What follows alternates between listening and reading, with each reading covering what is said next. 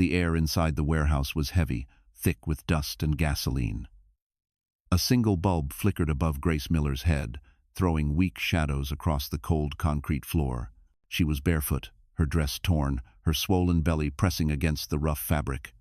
Every breath came with pain. 7 months pregnant, and already 5 days without proper food. Her wrists were bruised, her lips cracked. Somewhere outside, the rain tapped against the metal roof like a cruel reminder that freedom was so close and yet impossible. Grace lifted her head when she heard a car door slam. The familiar sound made her heart race. Footsteps followed, male footsteps. Ryan was back. Her husband, her nightmare. The door creaked open. A slice of light cut through the darkness, revealing Ryan's tall figure. His once handsome face now twisted with anger. He carried a bottle of whiskey in one hand and his phone in the other. "So," he sneered, "you still think that baby is mine?" Grace didn't answer. Her hands instinctively covered her belly. "Ryan, please. The baby." "The baby?" he laughed. "You mean your little secret? Tell me, Grace, how long were you sleeping with him?" Tears filled her eyes. She didn't know who he meant anymore. Ryan's jealousy had no logic. He saw betrayal in every shadow, every word, every breath she took. He grabbed her arm, forcing her up. "You disgust me. You ruined my life. And now you want sympathy?" She winced in pain but stayed silent. She'd learned silence kept her alive. Ryan's phone buzzed. He looked at the screen and smirked. "Olivia's waiting for me. She actually knows how to treat a man." That name hit Grace like a knife. Olivia, her sister, once her best friend. Now the woman sharing her husband's bed.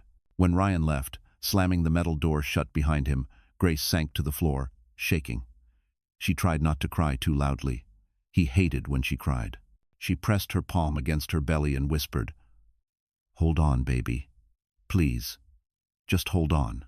In the silence that followed, something broke inside her. Not hope, but fear. Fear that maybe no one would ever find her. Then footsteps again, quieter this time. She froze. Was he back? No. These steps were hesitant, lighter. She held her breath. A small shaft of light appeared under the door. Someone whispered, "Is anyone in there?" Her heart stopped. Grace crawled toward the door, her fingers trembling. "Please," she rasped, her voice barely a whisper. "Help me." The person hesitated. "Who are you?" "I'm—" Grace coughed, blood at the corner of her mouth. "I'm pregnant. He's trying to kill me." The light flickered again, and the voice replied, "I'm just a delivery driver. I'm not supposed to be here." "Please," Grace begged, tears streaming down her face. "Tell Victoria Miller. Tell her Grace is alive." The driver stepped closer, confused. "Victoria Miller? The CEO?" Grace nodded desperately. "She's my sister." A long pause. Then, the man's shadow disappeared from under the door. Grace's hope shattered. She pressed her forehead to the cold floor, whispering, "Please don't leave me." Outside, the sound of the engine roared, and then, faintly, footsteps returned. The lock clicked. Someone was opening the door. 2 years before the warehouse, the sun shone brightly over a garden filled with white roses and crystal chandeliers. Grace Miller stood under a floral arch in a lace gown, her heart racing not from fear, but from happiness. She believed this was the start of forever. Ryan Collins, in a tailored navy suit, smiled at her with the confidence of a man who had everything. "You're the most beautiful woman I've ever seen," he whispered as he placed the ring on her finger. Grace's cheeks flushed. She saw sincerity in his eyes, or maybe she only saw what she wanted to see. The guests cheered. Champagne glasses clinked. Olivia Miller, her glamorous older sister, hugged Grace tightly. "You did it, sis," she said, flashing a smile that didn't reach her eyes. "You found your prince." At that moment, Grace didn't notice how long Olivia's gaze lingered on Ryan. Later that night, the reception shimmered with fairy lights. Ryan danced with Grace under the stars. "You're safe with me," he said softly. "I'll protect you, always." Grace believed him. She didn't see how his fingers tightened slightly around her waist, just enough to mark a hint of possession. The honeymoon was a dream: private beaches, candlelit dinners, laughter. But even then, small cracks began to appear. Ryan didn't like her checking her phone. He didn't want her to post pictures. When she laughed too loudly at a waiter's joke, his hand froze mid-air. "Some men don't appreciate flirty wives," he said lightly, but his smile was cold. Grace apologized without understanding why. Months passed. Ryan insisted she quit her job. "You don't need to work," he said. "A husband should provide." She resisted at first. Designing interiors was her passion, but he kept insisting, gently at first, then firmly. One night, after another argument, Ryan's tone shifted. "Do you know how many men would kill to have what you have? A house. A husband. Stop being ungrateful." The next day, Grace handed in her resignation. Without her income, she became financially dependent. Ryan controlled the credit cards, the bills, even the groceries. "It's just easier this way," he told her. Olivia visited often. She always brought expensive gifts: perfume, dresses, jewelry, and Ryan seemed happier when she was around. Grace thought it was because they both liked luxury. She never imagined there was something more. At dinner one evening, Olivia teased, "You're lucky, Grace. Ryan's the kind of man every woman wants." Ryan smirked and raised his glass to Olivia instead of his wife. Grace laughed it off, but inside, something small and sharp twisted in her chest. Then came the night Ryan forgot their anniversary. When Grace cried, he simply said, "You're too emotional. You make everything dramatic." It was the first time she felt truly alone in her marriage. She went to the balcony, staring into the city lights, whispering, "I love him. He'll change." Behind her, through the glass reflection, Ryan's phone lit up. A message appeared on the screen. "Olivia, miss you already. Same time tomorrow?" Grace turned around just as Ryan entered the room, smiling. "What's wrong, sweetheart?" he asked. She forced a smile. "Nothing," she said, swallowing her tears. "Just tired." He kissed her forehead gently, unaware that she'd seen the message. But in Grace's heart, a quiet storm began to form, one that would soon destroy everything. The first crack had appeared, and the perfect marriage was starting to rot from within. The morning sun slipped through the curtains, painting gold streaks across the bedroom. Grace Miller stirred awake to find Ryan already dressed, checking her phone on the nightstand. His brow furrowed as he scrolled through her messages. "Who's Daniel?" he asked flatly. Grace blinked, still half asleep. "He's my coworker from the design firm, remember? The one working on the hotel project." Ryan tossed the phone onto the bed. "You don't need to talk to him anymore. You're married now." She sat up slowly. "He's just a friend, Ryan. Men and women can't be just friends, Grace." His tone was calm, but his eyes were sharp. Grace forced a smile. "Okay, fine, I won't text him." He nodded, satisfied, and kissed her forehead before leaving for work. The moment the door shut, Grace's smile vanished. She stared at her phone screen, where Ryan had already deleted half her contacts. That evening, he came home early. "Let's have dinner at home," he said. "No need to go out." She tried to make conversation as they ate, but he barely looked up from his phone.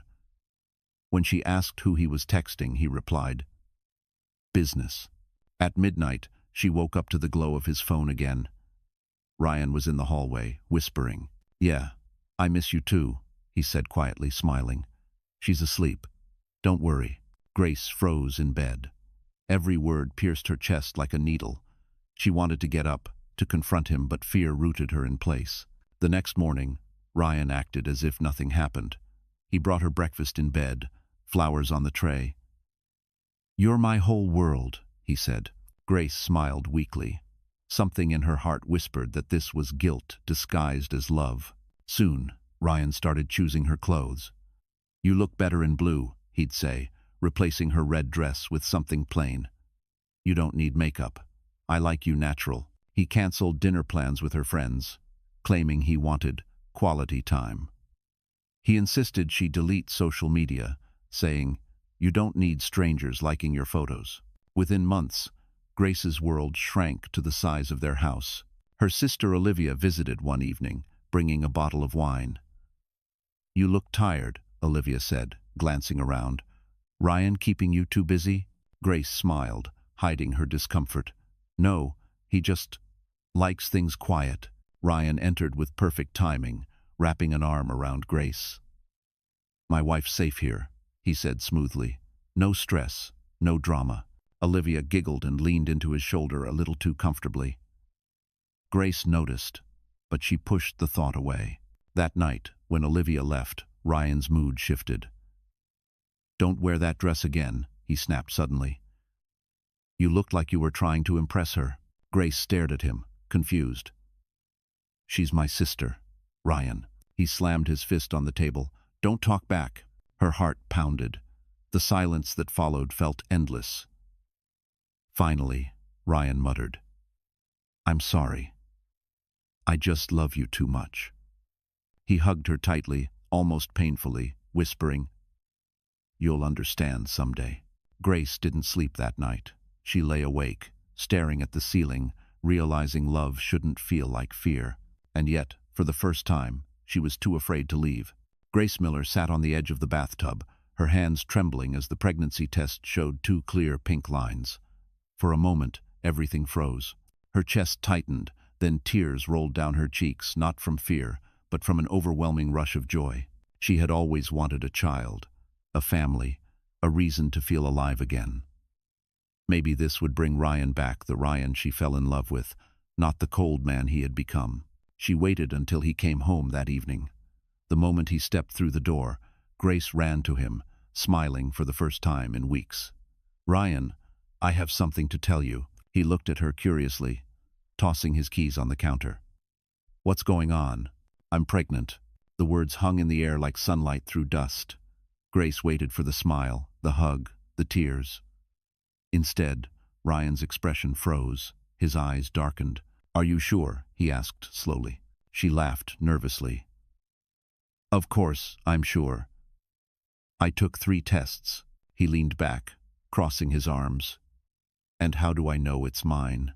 Grace blinked, confused. "What? Ryan, what are you talking about?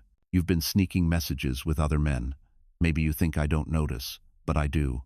His voice rose. "Don't lie to me, Grace." Her heart sank. "I haven't done anything wrong." He turned away, pacing. "This isn't what I wanted right now. A baby. Do you know how much that complicates things?" Grace stepped closer, desperate. "We can do this together. You'll see it's a blessing." Ryan's jaw clenched. "Don't use that word. You've ruined everything." He stormed out, slamming the door. Grace fell to her knees, clutching her stomach. She whispered to her unborn child, "It's okay, sweetheart. Mommy's here." Over the next few days, Ryan grew colder. He ignored her calls, came home late, sometimes drunk. When she asked where he'd been, he replied, "Working." But she could smell the perfume on his shirt. Then Olivia started visiting more often. She brought smoothies and vitamins, pretending to care. "You need to rest," she said, stroking Grace's hair. "Don't stress about Ryan. Men get weird when babies come." Grace nodded, grateful for the company. She didn't notice how Olivia's eyes wandered to Ryan's phone on the table, or how her hand lingered when she touched his shoulder. Weeks later, Grace showed Ryan the first ultrasound photo. "Look," she said softly. "That's our baby." He barely glanced at it. "Stop calling it ours until we know." Her smile faded. "Ryan, why are you doing this?" "Because I know what women like you do," he snapped. "Trap men, use tears and babies to get sympathy." Grace flinched. "I loved you." He smirked. "Then prove it. Do what I say. No more phone calls, no visitors. I'll handle everything." That night, Grace cried herself to sleep. In the darkness, her baby kicked for the first time, a small, defiant reminder that life still existed inside her. She whispered, "We'll survive this. I promise." Outside the bedroom door, Ryan stood listening, his face unreadable. Then he typed a message on his phone. "It's done. She's pregnant, but I'll take care of it." And the message was sent to Olivia. Rain poured outside as Grace Miller opened the door, surprised to see her sister standing there in a red trench coat, holding a bouquet of lilies. Olivia Miller's perfume filled the air, sweet and sharp like something too perfect to be real. "Surprise," Olivia said brightly. "I was in the area and thought I'd check on my favorite little sister." Grace smiled, though her face was pale from exhaustion. "Come in. Ryan's not home yet." "Good," Olivia said softly, stepping inside. "You look different. Are you taking care of yourself?" Grace nodded. "I'm trying. It's been hard lately. Ryan's been distant. But maybe once the baby comes," Olivia interrupted, pouring herself a glass of wine from the counter. "Grace, you have to stop making excuses for him. You deserve more than this." Grace looked down at her hands. "You don't understand. He's just stressed. His business is struggling." Olivia smiled faintly. "Oh, I understand perfectly." She glanced toward the hallway, her eyes scanning the pictures on the wall, Grace and Ryan at their wedding, their honeymoon, the anniversary dinner.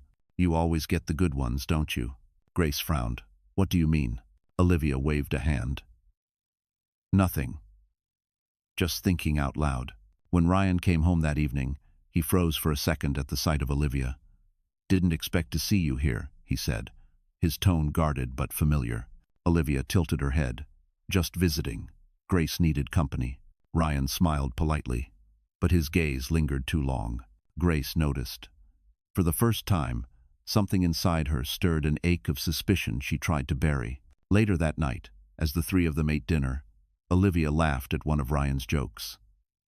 Her laughter was too loud, her touch on his arm too casual. Grace forced a smile but felt her heart sink. After dinner, Ryan offered to walk Olivia to her car. Grace stayed behind, cleaning the dishes. Through the window, she watched them standing close under the porch light. Their silhouettes leaned together. When Ryan came back, he smelled faintly of Olivia's perfume. She didn't ask. She was too afraid of the answer. The next morning, Olivia called. "Grace, you should come stay with me for a while," she said gently. "Ryan needs space." Grace frowned. "He told you that?" Olivia hesitated. "He told me. He's confused. He doesn't know what he wants right now." Tears welled up in Grace's eyes. "He's my husband, Liv. I can't just leave." "Sometimes," Olivia said, her voice cold now, "loving someone means letting them breathe." That night, Ryan came home late again. His tie was loose, his eyes glassy. Grace confronted him quietly. "Were you with Olivia?" He froze. "What kind of question is that? Just answer me." Ryan's face darkened. "You're paranoid. Pregnancy hormones, that's all." Grace felt her stomach twist. She turned away, holding back tears. Ryan's phone buzzed on the table. She glanced down. A new message lit up the screen. "Olivia, she suspects something. What should we do?" Grace's heart stopped. Her hands trembled. Ryan grabbed the phone quickly, glaring. "You shouldn't look at things that don't concern you." Grace whispered, "You're both lying to me." Ryan stepped closer, voice low and cold. "Be careful what you say, Grace. You don't want to make me angry." And for the first time, she realized her sister wasn't her protector, she was her replacement. 2 weeks after discovering the message between Ryan and Olivia, Grace Miller moved through her house like a ghost.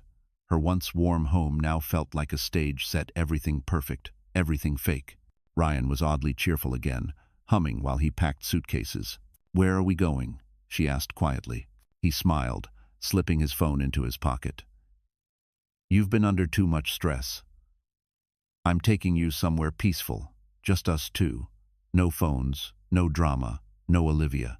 Her heart lifted at the last words. Maybe he meant it. Maybe he realized he'd gone too far. "That sounds nice," she said softly. He kissed her forehead. "You'll love it."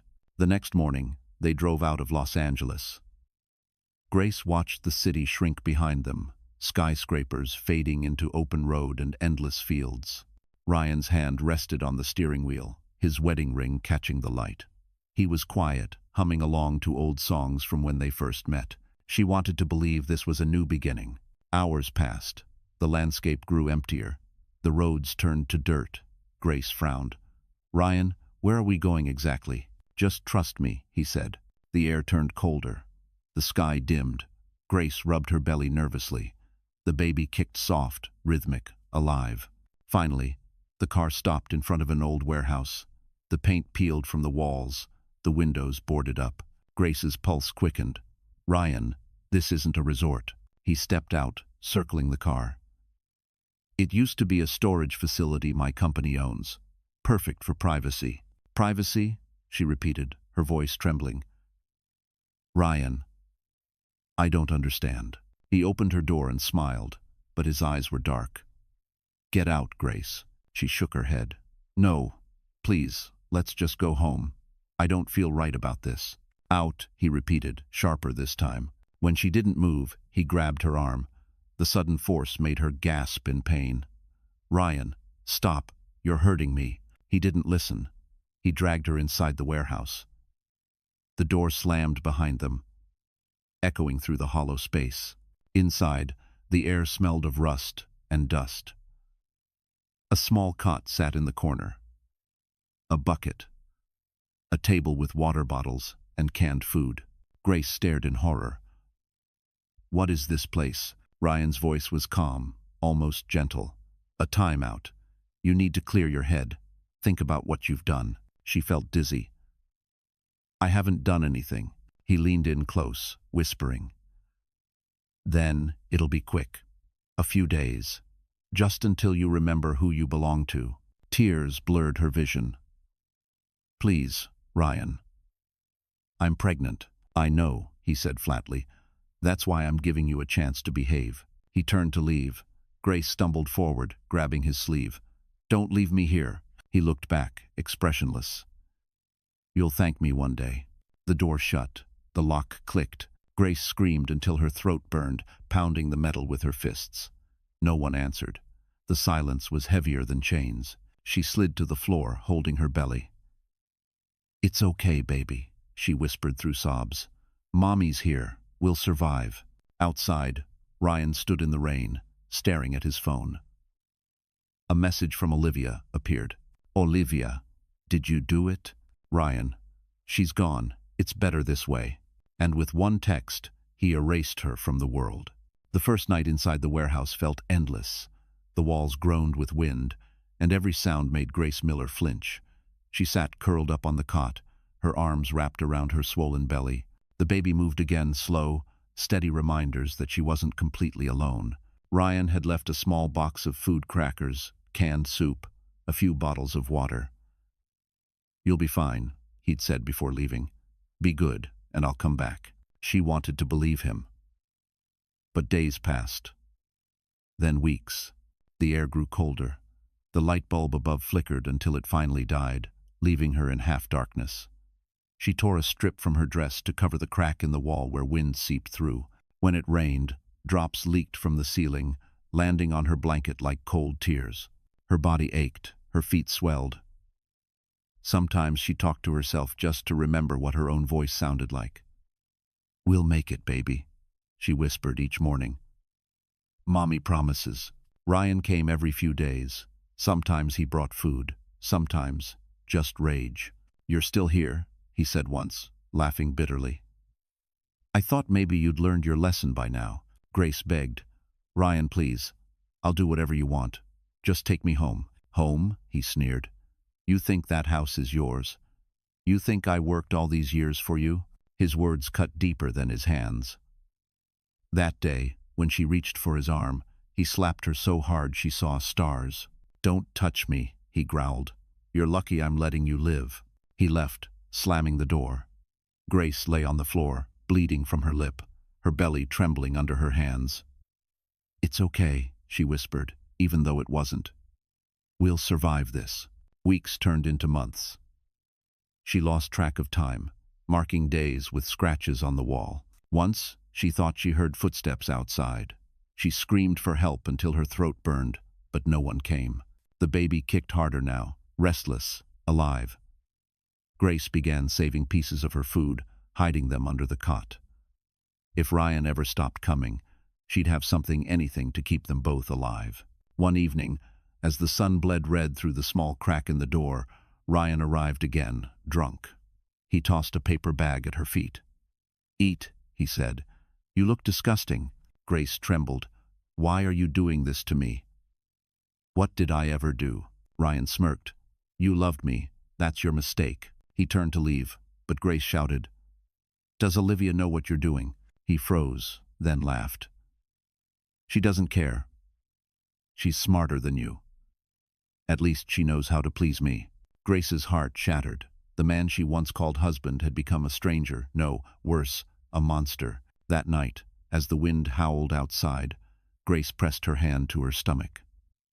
"I swear, my love," she whispered, "if we make it out alive, I'll never let anyone hurt you." The bulb flickered once, then went out completely. Darkness swallowed her.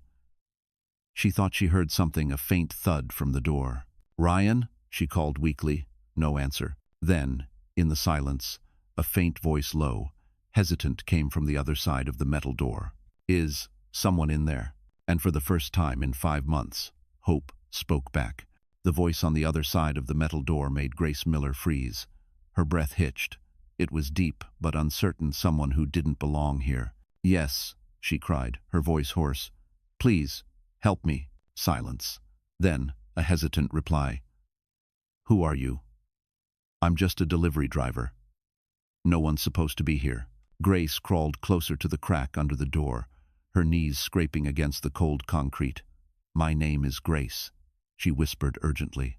"I'm pregnant. My husband, he locked me in here. Please, please don't go." The man shifted nervously. "This building's condemned. I was told to drop off supplies and leave. I can't." "You don't understand," she interrupted, desperate. "If you leave, he'll kill me. Please. I have a sister, Victoria Miller. She's a CEO in Los Angeles. Tell her I'm alive." That name made him pause. "Victoria Miller, the one from the news?" "Yes," Grace sobbed. "She's my sister. Please find her.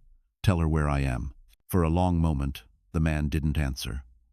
Then she heard his footsteps fade away. "No," she whispered, pressing her palms against the door. "Please don't leave me. Please." But there was nothing. Only silence and the sound of her own heartbeat. Hours passed. Or maybe days. Grace lost track of time. She didn't sleep. She couldn't. Every sound outside made her flinch. She began tearing pages from an old box of invoices left in the warehouse, writing with a broken piece of metal she found on the floor.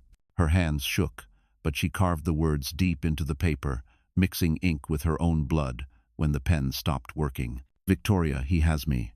I'm alive. Don't believe what he says. The baby's still okay. Find me before it's too late." When she finished, she folded the note tightly and waited. Days later, the same footsteps returned. "Are you still there?" the man whispered through the door. Grace's eyes filled with tears. "You came back."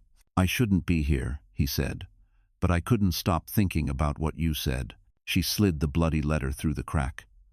"Take this, please. Give it to her." The man picked up the paper carefully. "How will she know it's real?"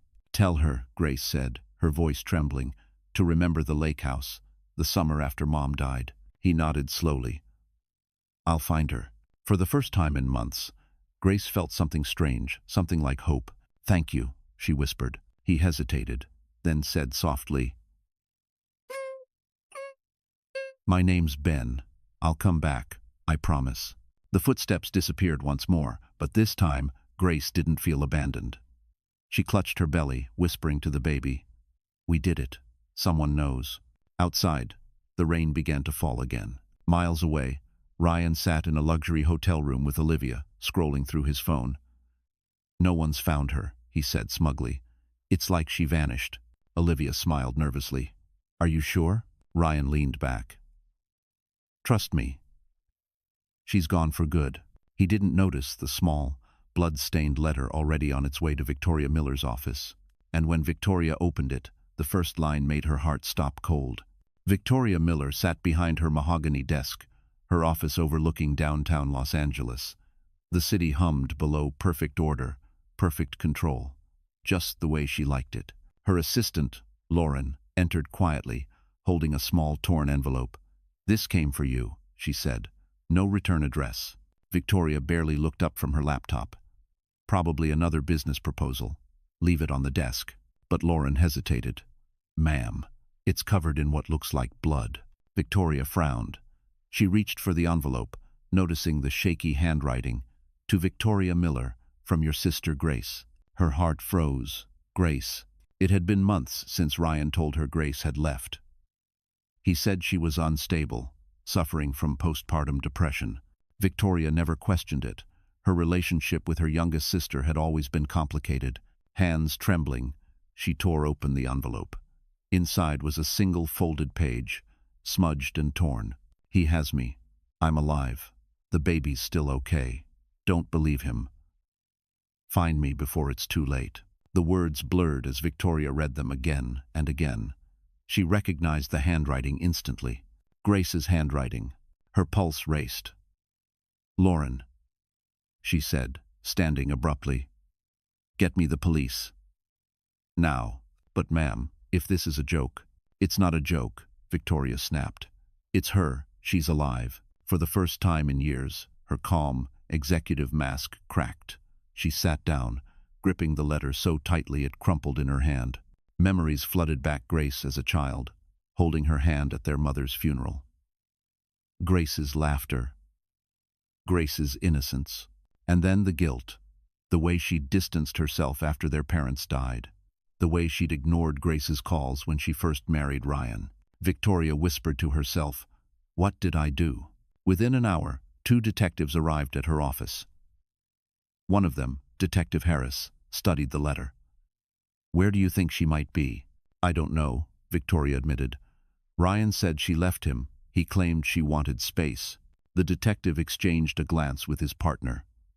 "We'll start there." Victoria insisted on coming along. They drove to Ryan's gated house, where he answered the door with a smile that didn't reach his eyes.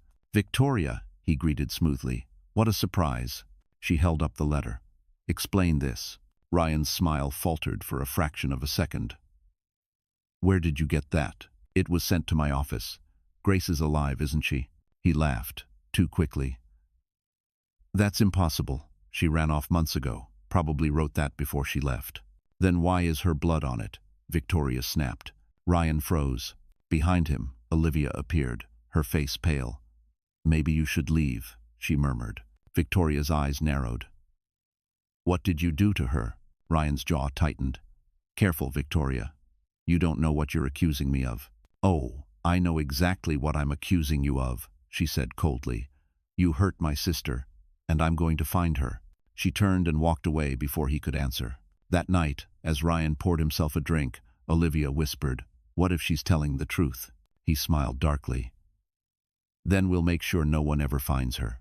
But outside, under the glow of the city lights, Victoria Miller was already tracking them both, and she wouldn't stop until she found her sister alive or buried. The rain pounded hard against the windshield as Victoria Miller's black SUV raced down the deserted road. Her knuckles turned white around the steering wheel, the crumpled letter lying on the seat beside her. Every line of Grace's handwriting burned in her memory. She didn't wait for permission. The police were slow, cautious. Victoria wasn't. She was done being careful. Next to her sat Detective Harris, scanning a map. According to the GPS data from Ryan Collins' truck, he's been driving out here every few days. There's an old warehouse 2 miles ahead, abandoned 20 years ago. Victoria pressed harder on the gas. Then that's where she is. When they reached the site, floodlights from police cars sliced through the fog. Officers surrounded the entrance. Victoria stepped out into the rain, her heels sinking into the mud, but she didn't care. "Wait here," Harris said firmly. "We'll handle this." She ignored him. "That's my sister in there." "Ma'am." But she was already running toward the building. Inside the warehouse, Grace lay weakly on the cot, her body trembling. She hadn't eaten in 2 days. The sound of engines outside startled her. Then came the thud of boots, dozens of them. She sat up, heart racing. The door burst open. Light flooded in. "Grace Miller." A voice called out. Grace blinked, blinded by the sudden brightness. "Please," she whispered. "Please don't hurt me." "It's okay," Harris said, lowering his gun. "You're safe now." Behind him, Victoria appeared. Her hair was soaked, her eyes wide with disbelief. "Grace." Grace froze, then broke into sobs. "Vicky." Victoria ran to her, dropping to her knees beside the cot. She gathered Grace into her arms, holding her tightly. "Oh my God, you're alive." Grace could barely speak. He said no one would come." "Shh," Victoria whispered. He was wrong. The paramedics rushed in, lifting Grace carefully onto a stretcher. "Severe dehydration, malnutrition," one said, "and she's in her 3rd trimester. We need to move fast." As they wheeled her out, Grace grabbed Victoria's hand. "The baby, please, save the baby." "You both will be fine," Victoria said, her voice breaking. "I promise." Outside, under the flashing red and blue lights, Ryan's car screeched to a halt. He jumped out, soaking wet, rage flashing in his eyes. "What the hell is going on here?" Harris stepped forward. "Ryan Collins, you're under investigation for kidnapping and domestic abuse." Ryan laughed bitterly. "This is insane. She's my wife. She left me. I was trying to help her." Grace's voice cut through the chaos, weak but steady. "Liar." Ryan's head snapped toward her. For the first time, he saw the strength in her eyes, the strength he tried to break. Victoria stepped between them. "If you ever come near her again, I'll destroy you myself." Ryan's smirk faltered as 2 officers grabbed his arms. "You can't prove anything," he shouted. Victoria held up the blood-stained letter.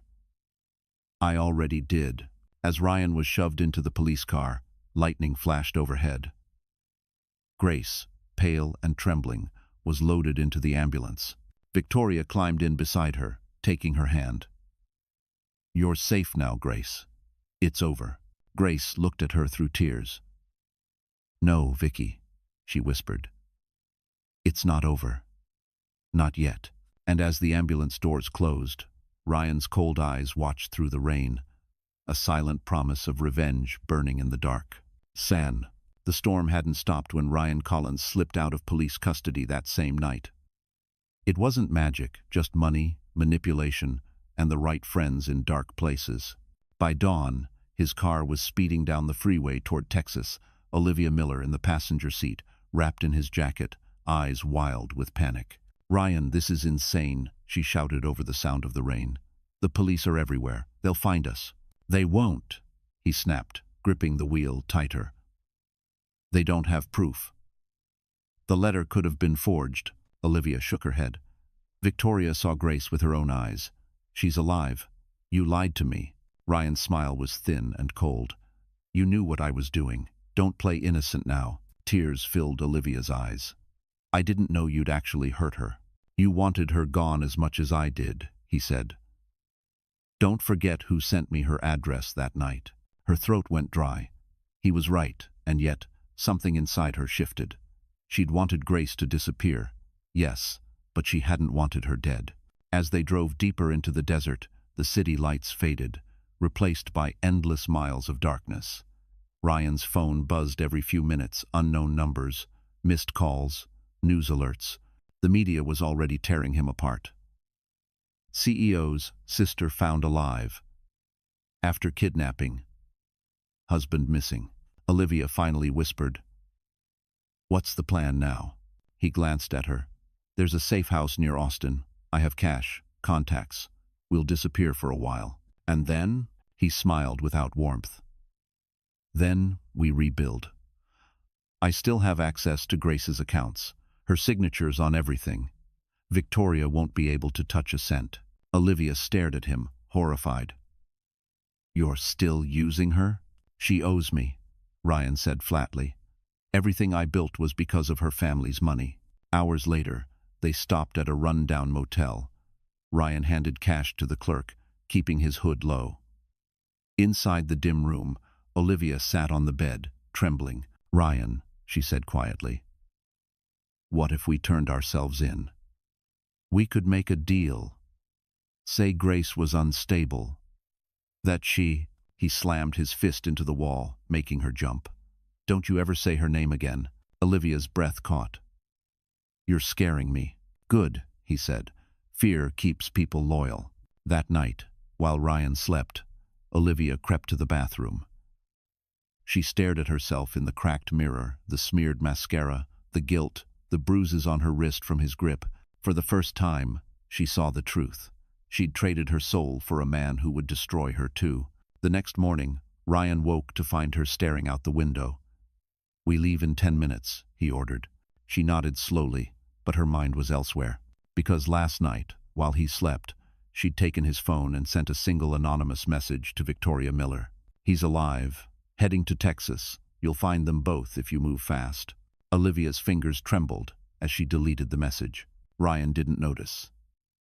He poured coffee, humming. We'll start over, he said. You'll see. Olivia forced a smile. Sure, Ryan. Whatever you say. But outside, under the same rising sun, Victoria Miller's private jet was already on its way, and this time, she wasn't coming to talk. The Texas sun blazed overhead as Ryan Collins and Olivia Miller pulled into a small house at the edge of a dusty road. The place was silent, surrounded by overgrown weeds and rusted fences. A forgotten property, Ryan claimed, belonged to an old business partner. Inside, the air was thick and stale. Ryan dropped his bag on the floor and locked the door behind them. We'll stay here a few days, he said. Long enough for the heat to die down. Olivia sat on the couch, arms crossed, trying to ignore the pounding in her chest. And then what? We live like fugitives forever? Ryan poured himself a drink, the whiskey glinting amber in the sunlight. Not forever, just until I fix things. Fix things, she scoffed. You kidnapped a pregnant woman, Ryan. You can't fix that. He smirked. Grace should have listened. She brought this on herself. Olivia's stomach turned. You're sick. He turned sharply, slamming his glass down. Watch your mouth. The tension thickened like smoke. Olivia wanted to scream, to run, but fear rooted her in place. Every time she thought she'd seen the worst of him, he proved there was lower ground. That night, Ryan sat by the window, scrolling through the news on his laptop. They're painting me like a monster, he muttered. Victoria's been feeding them lies. She's always hated me. Because you hurt her sister, Olivia whispered. He ignored her. If I could get to Grace before the police do, I could fix everything. Make her tell the truth. Olivia felt cold. Ryan, you can't go near her again. Who's going to stop me? You? He laughed and turned toward her. You need me as much as I need you. Without me, you're nothing. But he didn't notice how tightly Olivia gripped her phone, hidden in her lap. She'd sent another message to Victoria earlier that night, a location pin. Just 3 words. He's losing control. Hours passed. Olivia lay awake, listening to Ryan's breathing beside her. She remembered the way he used to charm her, the smiles, the promises, the illusion of safety. Now all she felt was disgust. At dawn, she woke to the smell of gasoline. Her heart stopped. She stumbled into the living room and saw Ryan standing with a red fuel can, his eyes wild. What are you doing? She whispered. He smiled faintly. Insurance. If I can't have a future, no one will. Ryan, please. He poured gasoline across the floorboards. You think I don't know what you've done?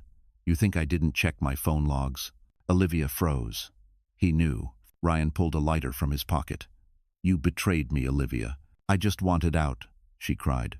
We can still leave. We can still. He lit the flame. The fire caught instantly, racing up the walls. Smoke filled the room. Olivia screamed, grabbing a blanket to shield herself. Ryan stumbled back, coughing, his face illuminated by orange light. Ryan, she shouted. The door. He didn't move. The heat roared, devouring everything. Olivia ran barefoot, choking, bursting through a side window as the house exploded behind her. She fell to the dirt, shaking, her skin burned and her lungs seared with smoke. When she looked back, the house was a blazing inferno. Ryan's figure flickered in the flames, then disappeared. And as sirens wailed in the distance, Olivia realized the monster she loved had finally destroyed himself, or so she thought. The steady beeping of hospital monitors broke the silence. Grace Miller lay in a hospital bed, her skin pale and fragile, IV lines running into her arm. The bright light above her felt foreign after months of darkness. Every muscle ached, but she was alive. Barely. Beside her, Victoria Miller sat motionless, clutching her sister's hand. The doctor's words still echoed in her mind. Severe malnutrition. Trauma. She's lucky to be alive, and the baby's heart rate is unstable. Victoria had spent her life building empires, signing contracts worth millions, but now all her power meant nothing. She would have given it all just to see her sister smile again. "Grace," she whispered, her voice breaking. "I'm here, okay? You're safe." Grace's eyelids fluttered. She turned her head weakly toward Victoria. "Vicky?" Tears rolled down Victoria's face. "Yes, sweetheart, it's me." Grace tried to speak, but her voice cracked. "The baby. Is he?" Victoria squeezed her hand. "The doctors are doing everything they can." Minutes felt like hours. Nurses rushed in and out, adjusting machines, whispering urgently. Grace's stomach clenched as another contraction hit. She cried out, gripping Victoria's hand until her knuckles went white. "You need to breathe," the doctor said firmly. "We're delivering early, 7 weeks premature." "But the baby's strong. He's fighting." Grace nodded weakly. Her body trembled with exhaustion, yet her spirit refused to give up. "I have to see him," she gasped. "Please don't let him die." Victoria leaned close. "He won't. He's got your strength." The room filled with frantic motion, doctors shouting, lights glaring, the sharp scent of antiseptic. Grace felt her consciousness slipping, her heartbeat slowing. Somewhere far away, she heard Victoria's voice. "Don't leave me again, Grace. Please." And then silence. For a terrifying moment, the monitors flatlined. "Code blue," a nurse shouted. Victoria's world shattered. She stood frozen as doctors swarmed around the bed. "Grace, stay with me," she cried. And then a small, fragile sound pierced the chaos. A cry, a baby's cry. Grace's body went still, but her lips curved faintly, as if she heard it from beyond the edge of darkness. Moments later, a nurse turned, holding a tiny newborn wrapped in a white blanket. "He's breathing," she said. "He's okay." Victoria covered her mouth, sobbing in relief. "Oh my God, thank you." The doctor looked grave. "But your sister's still critical. We're trying to stabilize her." Victoria took the baby in her arms, staring down at him. His skin was pink, his little fists clenched tightly. "You're a miracle," she whispered. "You saved her, didn't you?" Hours later, Grace stirred again, her eyes opened slowly. "Vicky." Victoria rushed to her side. "Don't move, just rest." Grace's gaze drifted toward the incubator near her bed. Inside, the baby lay sleeping pee. "He's perfect," Victoria said softly. "You did it." Grace smiled weakly, tears streaming down her face. "His name?" "Hope." "His name is Hope." Victoria nodded, her voice trembling. "Hope it is." For the first time in months, light filled the room, soft, warm, and real. Grace closed her eyes again, whispering, "Tell him, his mommy will never give up." And as the baby stirred in his sleep, the machines beside her began to steady proof that where there is hope, life always finds a way. The soft hum of hospital machines filled the room. Morning sunlight filtered through the blinds, washing the white walls in gold. Grace Miller lay asleep, her breathing steady but weak. In the corner, Victoria Miller sat wrapped in a blanket, her phone buzzing non-stop with business calls she ignored. For the first time in her life, work didn't matter. Only family did. The nurse entered quietly, adjusting Grace's fore. "She's stable today," she said with a kind smile. "Her vitals are improving." Victoria nodded, her voice thick with exhaustion. "Thank you." Her eyes drifted to the small glass incubator beside the bed. Inside lay the baby, tiny, fragile, a miracle wrapped in white. He slept peacefully, his chest rising and falling.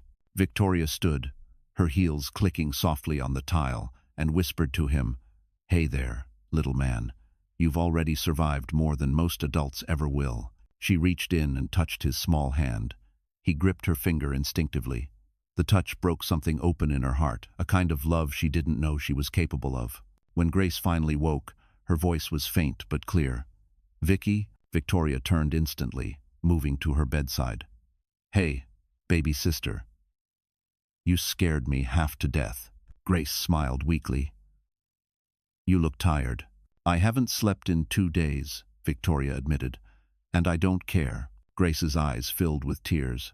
"You came for me." Victoria's throat tightened. "I should have come sooner." Grace shook her head. "You didn't know." "I should have known," Victoria said softly. "You called me after your wedding. You said you didn't feel safe.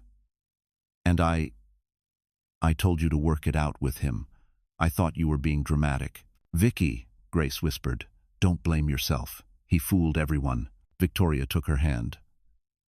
"Not again. No one will ever hurt you again. I promise." For a long while, they just sat together, the silence filled with unspoken forgiveness. Later that afternoon, the doctor came in. "She'll recover, but slowly. She's malnourished, and the trauma runs deep. She'll need physical therapy and counseling." Victoria nodded. "Whatever she needs, money's not an issue." Grace smiled faintly. "It's never about the money, Vicky. It's about healing." Victoria sat back, exhaling. "Then we'll heal together." As night fell, Victoria went to the hospital chapel, the quiet echoing in her chest. For years, she'd built walls around her heart, chasing power, success, control. But now she knelt, clasping her hands, whispering a prayer she hadn't said since she was a child. "Thank you for bringing her back," she said softly. "Give me the strength to protect her." When she returned to the room, Grace was asleep again, her face peaceful for the first time in months. The baby stirred, making tiny noises. Victoria smiled and whispered, "Your mommy's safe now, and so are you." Her phone buzzed on the table. A message flashed across the screen. "Anonymous. He's not dead." Victoria's heart stopped. She stared at the words, her breath catching. She looked toward the sleeping Grace and whispered, "You've been through enough. He won't touch you again. I swear it." Because if Ryan Collins was alive, Victoria Miller was ready for war. 3 days later, Victoria Miller stood in the hallway outside Grace's hospital room, her phone pressed tightly to her ear. "You're sure?" she said, her voice trembling with controlled fury. Detective Harris's tone was grim. "We found signs of forced confinement in the warehouse, blood on the walls, food cans, medical waste, and we recovered something else you'll want to see." Victoria's stomach tightened. "What is it?" "A camera." She froze. "What kind of camera?" "The kind used for surveillance. Ryan Collins recorded everything." Victoria's pulse quickened. "Bring it to me." An hour later, she sat in the hospital conference room, the laptop open before her. Detective Harris inserted the memory card, and the screen flickered to life. The first clip showed Grace barefoot, pregnant, sitting on the floor, her face bruised and swollen. She was whispering something to her unborn child, her voice trembling but tender. Victoria's breath caught. "Oh my God." Another clip played. Ryan's voice echoed through the speakers. "You'll learn to listen, Grace." Then the sound of a slap. Grace's cry. Victoria gripped the table so hard her nails dug into the wood. Her entire body shook. Harris looked away, his jaw tight. "We can stop if you want." "No," Victoria whispered. "Keep playing." The next clip was worse, Grace begging for water, Ryan laughing, calling her a liar, accusing her of affairs that never happened. The cruelty was relentless. By the time the video ended, Victoria was in tears. "He documented everything," she said. "Why?" Harris replied quietly. "Control. Abusers like him record their power. It's proof to themselves that they own their victims." Victoria's face hardened. "Not anymore." She copied every file onto her own drive. "These videos will destroy him." As Harris left, She turned to her assistant, Lauren. Send copies to 3 lawyers. I want a legal team ready by morning. Lauren hesitated. Victoria, if you release these, the media will explode. Grace will be exposed too. Victoria nodded. I know, but we'll do it on our terms. That night, Victoria sat by Grace's bedside, holding her hand. Grace stirred, eyes fluttering open. You're crying, she murmured. Victoria smiled weakly. Just proud of you. You survived things no one should. Grace squeezed her fingers. It's not over yet. No, Victoria said. But soon it will be. I have the proof, Grace. Everything he did, it's all on video. Grace went pale. You saw it? I had to. Tears welled in Grace's eyes. Don't let the world see me like that. Victoria brushed her hair gently. No one will. They'll see him, his cruelty, his lies. Grace whispered, Promise me. I promise, Victoria said firmly. This time, justice will have a face. As Grace drifted back to sleep, Victoria opened her laptop again. On the screen, Ryan's face froze mid-frame, smug and unrepentant. She stared at it for a long moment, then whispered, You recorded your power. Now I'll record your downfall. Across town, in a cheap motel room, Ryan watched the same footage on his phone, his eyes narrowing. He smiled faintly and muttered, Then let's give them a show, because the hunter had just decided to hunt back. See, the night air was thick with humidity when Ryan Collins opened his eyes in a dim hospital room in Austin. His body screamed in pain. Bandages covered half his face, and burns marked his arms. A nurse stood nearby, startled as he tried to sit up. Sir, you shouldn't move, she said. You're lucky to be alive. Ryan smirked weakly. Lucky, that's one way to put it. He didn't remember everything, the fire, Olivia's screams, the explosion, but he remembered one thing clearly. Grace's face, the night she defied him. That memory burned deeper than any flame. When the nurse left, he ripped the IV from his arm, ignoring the sting. He found his phone on the bedside table, half melted but functional. Dozens of missed calls, news alerts, headlines. Grace Miller found alive. Husband missing after warehouse rescue. Olivia Miller presumed dead. He laughed, the sound dry and hollow. Presumed dead. How poetic. He called the only number he still trusted, a man named Cole, a former associate who specialized in cleaning up dirty secrets. She's alive, Ryan said through gritted teeth. They think I'm gone. I want information on Victoria Miller, her schedules, security, everything. Cole hesitated. Ryan, this is insane. The cops are everywhere. You're burned, wanted, and broke. I'll pay, Ryan hissed. I still have access to Grace's accounts. She owes me that much. By morning, Ryan had vanished from the hospital.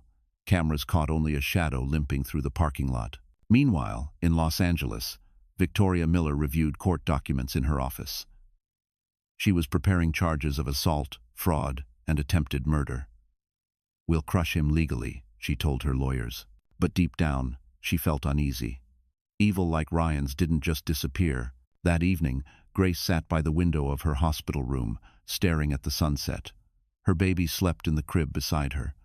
For the first time, she felt calm, fragile but real. Then her phone buzzed. No number, just a message. Did you miss me? Her blood ran cold. The phone slipped from her hand. Victoria rushed in at the sound. Grace, what's wrong? Grace's lips trembled. He's alive. Victoria grabbed the phone, reading the message, her jaw tightening. How? He can't be. But before she could finish, her own phone buzzed. A new text. You took everything from me. Now it's my turn. Attached was a photo. The image showed Victoria's car parked outside the hospital, taken from across the street. Victoria's pulse spiked. She moved quickly, locking the door, calling security. He's nearby, she said. We need full protection now. Grace clutched her son, whispering. He'll come for me. Victoria held her tightly. Let him try. Across the street, Ryan watched through binoculars from a stolen car, his burned face hidden beneath a cap. He saw Victoria through the glass, strong, protective, untouchable. He smirked. You think money and guards can save her? He turned the key, the engine rumbling to life. Let's see how strong Big Sister really is. And as the car pulled away, the war between predator and protector officially began. The next morning, Victoria Miller arrived at her penthouse, escorted by 2 armed guards. The city stretched beneath her like a glittering maze, but for once, it gave her no comfort. Ryan Collins was alive, and that changed everything. Lauren, her assistant, met her at the elevator. "The legal team's waiting in the boardroom," she said quietly. "They've reviewed the footage you collected." Victoria nodded, her jaw tight. "Then, let's end him." Inside, the lawyers played the videos again, Ryan's cruelty, the beatings, the confinement. One of them, an older man named Reynolds, adjusted his glasses. "These recordings are damning, but we need more. He'll claim they're edited. He'll twist everything." Victoria leaned forward. "Then find witnesses. The delivery driver who brought Grace's letter, his name is Ben. Track him down." Lauren scribbled notes, already making calls. Reynolds continued. "We can push for a restraining order, but with Ryan still missing, enforcement will be tricky." "He won't stay hidden for long," Victoria said. "Men like him never do." Meanwhile, at a small motel on the edge of the city, Ryan sat hunched over a laptop, his face illuminated by the blue glow of the screen. His burns had healed enough for him to move freely. The news played in the background, reporters praising Victoria Miller as a heroic CEO who saved her sister from abuse. Ryan smirked. "Heroic, huh? Let's see how heroic she looks when the world sees her dirty secrets." He opened a folder of files, stolen documents from Victoria's company, financial deals, confidential mergers. He'd gathered them years ago, preparing for leverage. Now, they were his weapon. That night, Victoria received an anonymous email. The subject line read, "You can't protect her if you can't protect yourself." Attached were dozens of her private company files and a short video of her boardroom, secretly recorded from inside her building. Her blood ran cold. "He's inside our system," she whispered. Lauren gasped. "How?" "We use military-grade encryption." "He's not hacking," Victoria said grimly. "He's blackmailing." Within hours, the scandal exploded online. News outlets ran headlines questioning Victoria's business ethics. Stocks dropped. Investors panicked. Grace saw the news from her hospital bed, tears welling. "He's trying to ruin you because of me," she said. Victoria brushed her cheek gently. "He's trying to scare me." It won't work. But privately, she knew the stakes had doubled. Now, it wasn't just about Grace's survival, it was about destroying Ryan before he dragged them all down. Later that night, Detective Harris called. "We traced the source of the leaked files," he said. "They came from a public Wi-Fi near downtown Los Angeles bus station. Security cameras caught a man who matches Ryan's description." Victoria grabbed her coat. "Send me the location." "Victoria, wait," Harris warned. "Don't do anything reckless. We'll handle it." But she was already gone. Minutes later, Victoria stood in the rain outside a flickering motel sign. She felt the weight of her gun beneath her jacket, a precaution she never thought she'd need. A door creaked open somewhere down the hallway. She turned sharply, her pulse pounding. "Ryan?" she called out into the shadows. A voice answered softly from the dark. "Hello, Victoria. You finally came." And when he stepped into the light, his half-burned face twisted into a smile that promised only one thing: war had just become personal. The hallway smelled of cigarettes and rain. Flickering lights buzzed above as Victoria Miller took a cautious step forward, her pulse hammering in her ears. Across the narrow corridor, Ryan Collins stood half in shadow, his burned face stretched into a cruel smile. "I was wondering when you'd show up," he said softly, his voice laced with venom. Victoria kept her gun steady at her side. "You should have stayed dead, Ryan." He laughed bitterly. "Dead men don't collect revenge. You've already lost," she said. "Grace survived. Your crimes are recorded. There's nothing left for you but prison." Ryan took a slow step closer. "You always did think you could fix everything with money and control, didn't you? But I learned something from your sister. Fear works better than money." Victoria's stomach tightened. "You'll never touch her again." He raised a hand in mock surrender. "Relax. I'm not here for Grace." His eyes gleamed. I'm here for you." Before she could react, Ryan lunged forward. She fired a deafening crack echoing down the hall, but he ducked behind a column, the bullet grazing his shoulder. He laughed again, louder this time.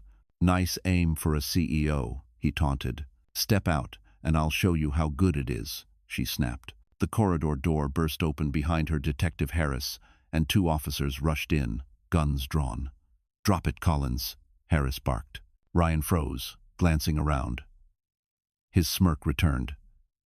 "You think this ends with handcuffs?" "No, detective. This ends with truth." He reached into his jacket and tossed a small flash drive to the floor. It slid to Victoria's feet. "Play that," he said. "Let her see who she really is protecting." Harris kicked the drive toward Victoria. She bent to pick it up, never taking her eyes off Ryan. "What's on this?" Ryan's grin widened. "Evidence. Olivia's confession. She wasn't just my lover, she was my partner in everything." Victoria stiffened. "You're lying." "Am I?" he sneered. "Your precious sister helped lure Grace to that warehouse. She sent me the address herself. She wanted the baby gone, and when she realized I'd gone too far, she tried to kill me." Harris stepped forward. "You're trying to manipulate her." Ryan shrugged. "Maybe. Or maybe your angelic Grace isn't as innocent as she looks. Check the date on the email attached to that drive. It'll show you who betrayed who first." Victoria's heart pounded. For a moment, the world tilted. Could it be true? Could Olivia really have? "No," she said fiercely. "You're lying. Olivia's dead." Ryan smiled, cruel and knowing. People like Olivia never die easily. Before Harris could respond, Ryan threw a smoke canister to the ground. The hallway erupted in gray haze. Coughing, Victoria felt someone grab her arm. A struggle, a shove, and Ryan vanished into the back exit. Outside, sirens wailed. Harris shouted, "He's gone. Get units around the perimeter." Victoria leaned against the wall, chest heaving, eyes burning from the smoke. She looked down at the flash drive still clutched in her hand. If what Ryan said was true, Olivia's ghost wasn't buried with her. She whispered to herself, "God help me. What if he's right?" And as she stared at the flash drive, she didn't see the figure watching from across the street, a woman, limping, face scarred, very much alive. Olivia Miller. The next morning, the city woke to chaos. News channels replayed footage of the motel shootout, showing Ryan Collins escaping through the back alley. Reporters shouted over one another about the missing abuser, but what none of them knew was that the real shock hadn't even arrived yet. In her penthouse, Victoria Miller sat at the table, staring at the flash drive Ryan had thrown. Her hand hovered above her laptop. Should she open it? Should she risk believing anything that monster said? Grace, now recovering at home with baby Hope, called her sister every hour. "Don't let him play with your mind," she begged. "Ryan lies for sport." "I know," Victoria said quietly. "But if there's even a grain of truth, we need to face it." She plugged in the flash drive. The screen filled with video files and one audio recording labeled Olivia, Confession, MP3. Her heart pounded as she clicked play. Olivia's voice came through the speakers, breathy, panicked, but unmistakable. "I didn't mean for it to go that far, Ryan," the voice said. "I just wanted Grace out of the picture. You said we'd scare her, not kill her." Victoria froze. "Oh my God." The recording continued. "She's pregnant. You can't hurt her now. I won't be part of this anymore." Then Ryan's voice, "Too late, sweetheart. You already are." Victoria slammed the laptop shut, trembling. Her mind spun. Olivia had helped him. But she'd tried to stop it too. Just then, the security intercom buzzed. "Miss Miller, someone's here to see you," the guard said. "I told you no visitors," she replied sharply. The guard hesitated. "She says her name is Olivia Miller." Victoria's blood ran cold. She turned slowly toward the elevator as the doors slid open. There she was, Olivia, alive. Her once perfect face was scarred, one side burned. Her hair was cut short, uneven. But her eyes, those same piercing blue eyes, were unmistakable. Victoria stood speechless. "You're supposed to be dead." Olivia gave a bitter laugh. So is Ryan, apparently. Guess we're both bad at dying. The sisters faced each other in silence. The air between them was heavy with years of betrayal and grief. Finally, Victoria said, "You helped him. You betrayed Grace." "I know," Olivia said softly, tears forming. "And I'll regret it until I die for real this time." "Why?" Victoria demanded. "She worshipped you." Olivia's voice cracked. "Because I wanted what she had. The peace, the love, the family. Ryan made me believe I deserved it too. And when I realized what he really was, it was too late." She lifted her sleeve, showing burns along her arm. "He tried to kill me when I turned on him. The fire wasn't an accident." Victoria stared at her, torn between anger and pity. "Why come back now?" "Because he's planning something worse," Olivia said urgently. "He wants to destroy you both. I know where he's hiding." Victoria's jaw tightened. "Then you're taking me there." Olivia nodded, eyes wet but fierce. "I owe her that much." Victoria grabbed her coat, determination hardening her voice. "Let's finish this." And as the elevator doors closed behind them, two broken sisters united not for forgiveness, but for war. 2 weeks later, the courthouse in downtown Los Angeles was surrounded by flashing cameras and restless crowds. Reporters shouted questions as Grace Miller, pale but resolute, stepped out of the black SUV with her sister Victoria on one side and Olivia on the other. The three women hadn't stood together in years, not since before the nightmare began. Inside, the courtroom buzzed with tension. Ryan Collins sat at the defense table, wearing a dark suit that couldn't hide the burn scars twisting down his neck. His smirk never faltered as the women entered. "Look at you," he said under his breath. "My little angels of vengeance." Grace didn't look at him. She sat straight, holding a photo of her baby, Hope, between her trembling fingers. The prosecutor, a stern woman named Diana Klein, began her opening statement. "This is a case about control, abuse, and betrayal.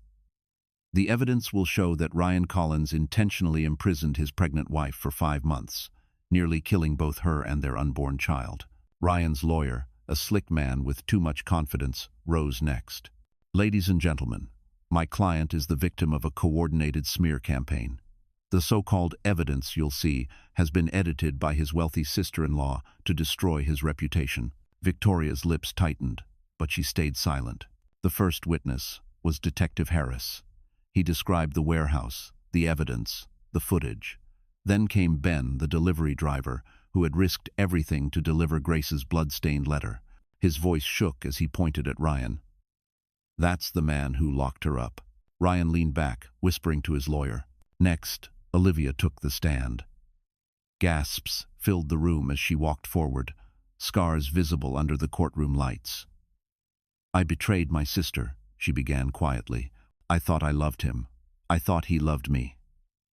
But Ryan Collins doesn't love anyone. He uses people, and when they stop being useful, he destroys them." Ryan slammed his hand on the table. "You're lying," he shouted. The judge banged her gavel. "Mr. Collins, control yourself." Olivia's eyes filled with tears. "He told me Grace was cheating. He said she didn't deserve her child. I gave him her address. I believed his lies. And when I tried to stop him, he tried to burn me alive." Gasps rippled through the courtroom. Finally, Grace took the stand. Her voice was calm but carried the weight of pain. "For months, I begged him to stop. He laughed. He said no one would believe me, but someone did. My sister Victoria found me. She saved my son's life." She turned toward Ryan, her eyes steady. "You said I belonged to you. You were wrong. I belong to no one." Ryan's face darkened. "You ruined me," he hissed. Grace held her head high. "You destroyed yourself." When the jury retired to deliberate, silence filled the courtroom. Hours passed. Finally, they returned. The foreman stood, holding the verdict form. "On all counts, kidnapping, assault, and attempted murder, we find the defendant, Ryan Collins, guilty." Grace exhaled, her body trembling. Olivia buried her face in her hands. Victoria closed her eyes, whispering, "It's over." But Ryan, being led away in cuffs, turned back and smiled coldly. You think prison can hold me forever? And though justice was served, everyone in that courtroom felt the chill because monsters don't vanish, they wait. Woo! Ryan Collins's smirk faded the moment the prison gates clanged shut behind him. The sound was final, metallic, and merciless. No lawyers, no charm, no power, just steel and silence. He was processed like every other inmate. Fingerprints, mugshot, uniform. The guards avoided eye contact. Even among criminals, his story had spread. The man who locked up his pregnant wife. When the heavy cell door slammed, Ryan's arrogance cracked for the first time. His cellmate, a tall man with tattoos crawling up his neck, studied him with a predator's calm. "You the guy from the news?" the man asked, his grin crooked. Ryan straightened. "What if I am?" The man laughed low. "You hurt a woman. That means you're bottom of the food chain here." Ryan didn't answer. He turned toward the wall, hiding the flicker of fear in his eyes. Days passed. The routine was suffocating. 5 a.m. Wake-ups, tasteless food, the stink of sweat and anger. Ryan tried to act untouchable, but prison had its own hierarchy, and he was at the bottom. Everywhere he went, whispers followed. That's him, the wife locker, the coward. One night in the mess hall, a tray clattered to the floor. A muscular inmate stepped forward. "You think you're tough, Collins?" he sneered. "Heard you liked locking women up. Let's see how you like being locked in." Ryan didn't move fast enough. The punch came hard, knocking him to the ground. Laughter erupted around him. Guards didn't interfere. In this place, pain was part of the sentence. He stumbled back to his cell bleeding, his jaw swollen. In the corner, his cellmate smirked. "Welcome to your kingdom." Weeks turned into months. Ryan grew thinner, angrier. His reflection in the cracked mirror showed a man he didn't recognize, half-burned, hollow-eyed, haunted. He began writing letters, dozens of them, to Grace, to Victoria, to anyone who would listen. "You ruined my life," one read. "I loved you. You made me a monster." None were ever answered. Then came the day of reckoning. It started with whispers in the yard. The man who'd beaten Ryan before, the same one whose sister had been one of Ryan's real estate victims, approached again, but this time with 3 others. "Word is," he said, cracking his knuckles, "you liked power. Let's see how powerful you are now." Ryan backed up, his breath ragged. "Stay away from me." But the men cornered him against the fence. The guards turned away, pretending not to see.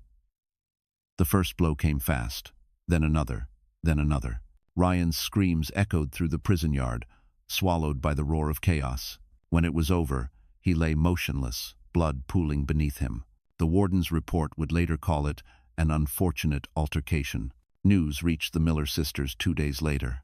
Victoria read the report quietly, her expression unreadable. Grace looked down at her baby, asleep in her arms, and whispered, "It's over."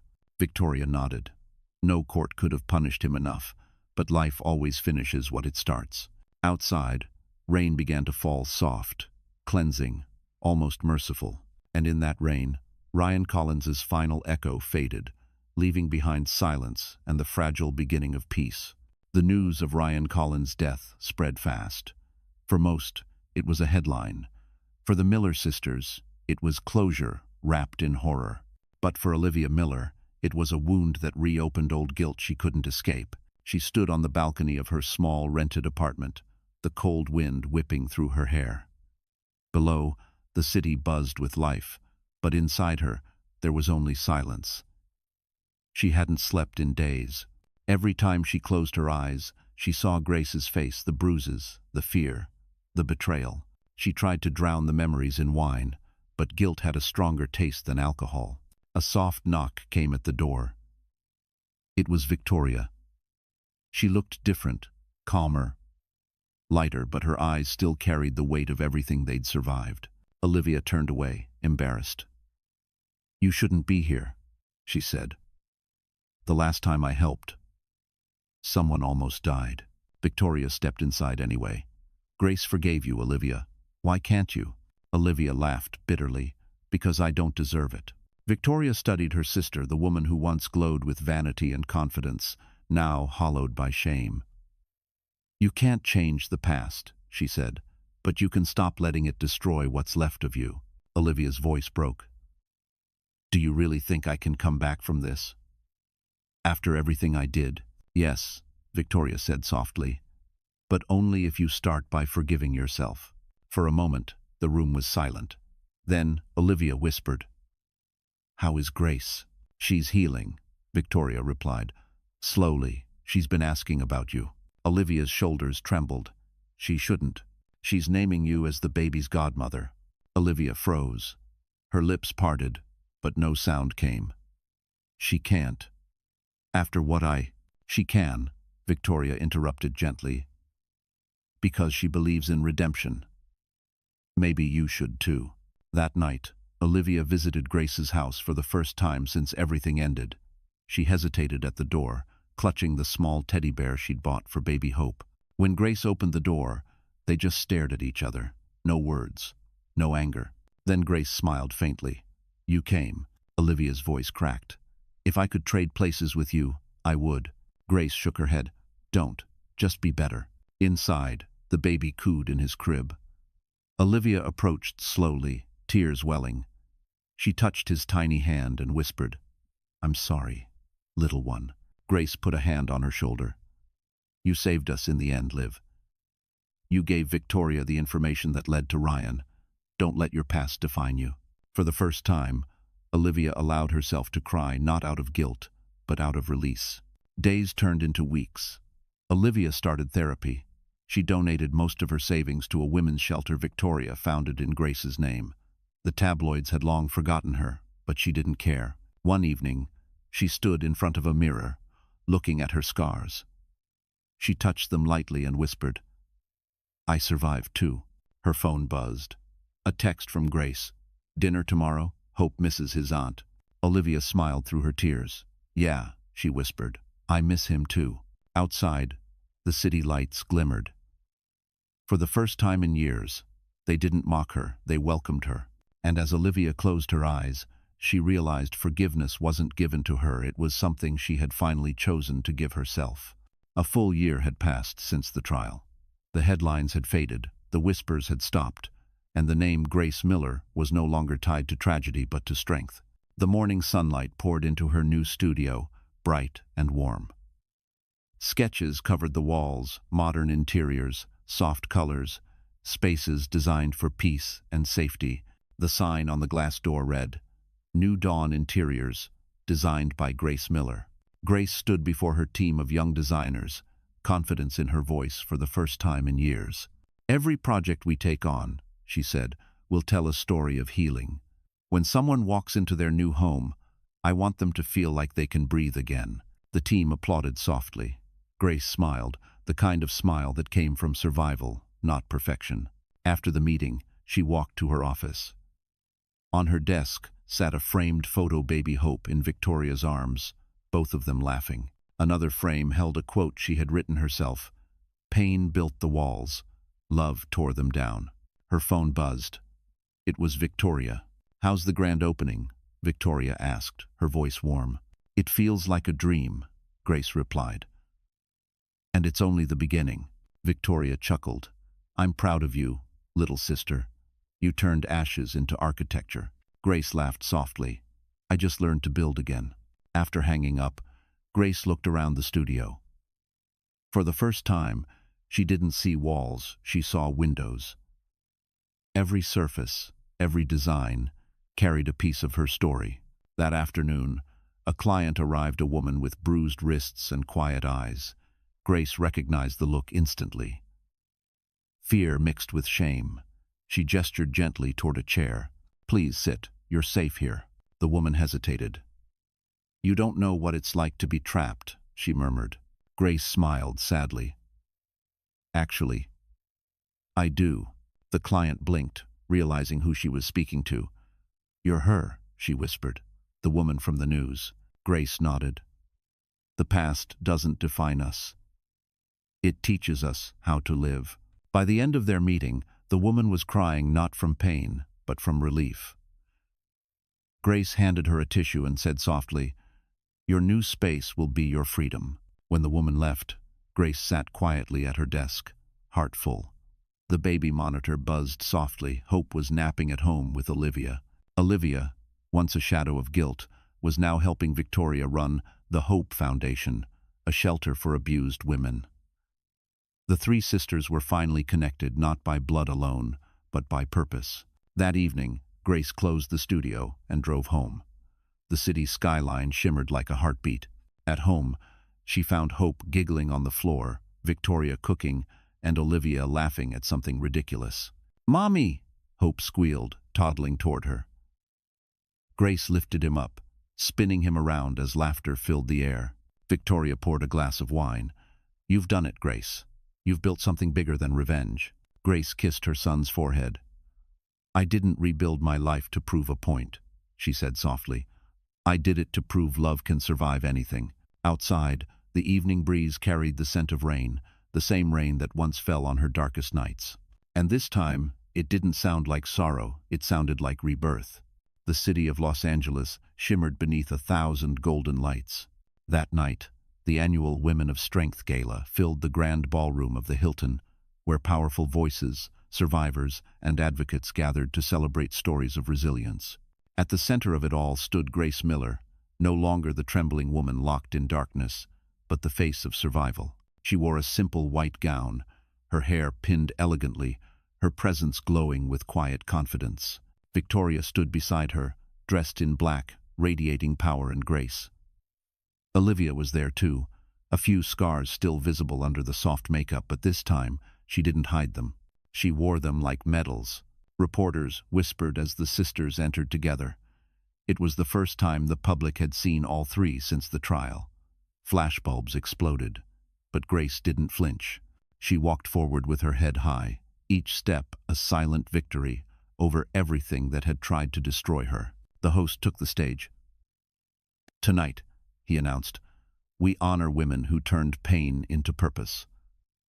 Our keynote speaker, Grace Miller. Applause filled the hall as Grace approached the podium. She paused, scanning the audience. Politicians, business leaders, survivors, and journalists. Her hands trembled slightly as she adjusted the microphone, but her voice, when she spoke, was steady. "There was a time," she began, "when I thought silence would keep me safe, when fear lived where my voice should have been.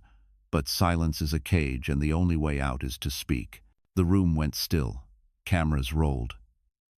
Grace continued, her words deliberate and raw. "I was locked away, forgotten, and told that no one would believe me. But someone did. My sisters, my son, and every woman who ever refused to be erased." Tears glimmered in Olivia's eyes as Victoria reached for her hand. Grace took a deep breath. "Forgiveness doesn't erase the scars. It just means we stop letting them define us. I don't hate the man who hurt me anymore. I pity him, because while he lived in control, I learned freedom." The audience rose in applause. Some cried openly. Others clapped until their hands hurt. When Grace stepped off the stage, the mayor himself greeted her. "Your story changed lives," he said warmly. "Los Angeles is proud of you." Grace smiled humbly. "It's not my story, it's ours. Every woman who found her strength after losing everything." As the evening wound down, the sisters gathered near the balcony overlooking the city. Music drifted from inside, soft and hopeful. Victoria clinked her glass. "To survival," Olivia added, "to forgiveness." Grace looked at them both, then at the stars above. "To love," she said, "the kind that rebuilds." In the distance, fireworks exploded, painting the night sky in colors of gold and crimson. Grace lifted her son in her arms, his small hands reaching toward the sparks. He giggled, and she whispered, "That's what freedom looks like, baby." The crowd behind them cheered, the music swelled, and for the first time since her nightmare began, Grace felt the world wasn't watching her tragedy, it was witnessing her triumph. And under that glowing sky, Grace Miller's story stopped being about survival, it became a legacy. 6 months after the gala, the morning sun rose over a quiet neighborhood on the outskirts of Los Angeles. Birds sang above a newly renovated brick building with a simple white sign, "The Hope House," a safe haven for women. Grace Miller stood at the entrance, holding her son on her hip. He was bigger now, giggling as he reached for the fluttering blue ribbons that decorated the front gate. Behind her, volunteers bustled about setting up chairs, arranging flowers, hanging banners that read, "From Survival to Strength." Today was the grand opening. Victoria arrived first, dressed in a tailored cream suit, her expression soft with pride. "You did it," she said, embracing her sister. Grace smiled. "We did it. Every step, every scar, every sleepless night it led here." Olivia joined them moments later, carrying boxes of supplies. She looked healthier, steadier. "You sure you're ready for this?" she teased. "A place full of women with stories as wild as ours?" Grace laughed. "That's the point." At 10 o'clock, the crowd gathered. Reporters, city officials, survivors, dozens of women who had once felt invisible. Grace stepped to the podium. Her voice was clear, calm, and filled with gratitude. "I once lived behind a locked door," she began. "I thought no one would ever find me. But someone did. And that's why this place exists, for every woman who thinks she's alone, for every voice that was silenced, for every child born into fear who deserves to grow up in love." She paused, looking down at Hope, who smiled up at her from Victoria's arms. "This house isn't about me. It's about what comes after survival, the rebuilding, the forgiveness, the peace." The audience erupted into applause. Some women cried quietly, holding each other's hands. After the ceremony, guests toured the building. Each room had a name: courage, healing, freedom. The walls were painted in soft colors, decorated with artwork made by survivors. One hallway displayed a mural, Grace's story told through symbols of transformation. A broken chain, a blooming flower, a sunrise. Olivia stopped in front of it, tears forming. "You turned pain into beauty," she whispered. Grace touched her shoulder. "We all did." Outside, as the sun climbed higher, Victoria stood by the garden fountain, speaking with the mayor about funding expansion. Grace watched her sister, the woman who had once hidden behind power now using it to protect others. Then she looked at Olivia, laughing with volunteers, her scars catching the sunlight. Redemption, right before her eyes. Grace closed her eyes for a moment, feeling the breeze on her skin. For the first time, peace didn't feel fragile, it felt permanent. A little voice tugged at her sleeve. "Mommy," Hope said, pointing toward the open doors. "Can we go inside?" Grace smiled. "Of course, sweetheart. This is our home too." They stepped inside together, hand in hand, surrounded by laughter and light. Outside, the sign swayed gently in the wind. "The Hope House." Grace turned for one last look at the sky. "They locked me away once," she whispered. "But that's how I learned to build doors." The camera panned out, showing the sisters, the child, and the house that now stood as a symbol of every woman's rebirth. Because in the end, Grace Miller didn't just survive her story, she rewrote it. And through her, thousands more would find their way out of the dark. So, that's how our story ends. But if you're still here, right now, listening until the very last moment, maybe something in Grace's journey touched your heart too. Maybe it reminded you that healing doesn't come from forgetting, but from facing the pain and rebuilding piece by piece. The Stoics once said, "What stands in the way becomes the way." And that's exactly what Grace showed us, that even in suffering, there's strength waiting to be born. So, my dear friends, if life has ever broken you, remember you are not what happened to you. You are what you choose to become after. Keep going. Keep building.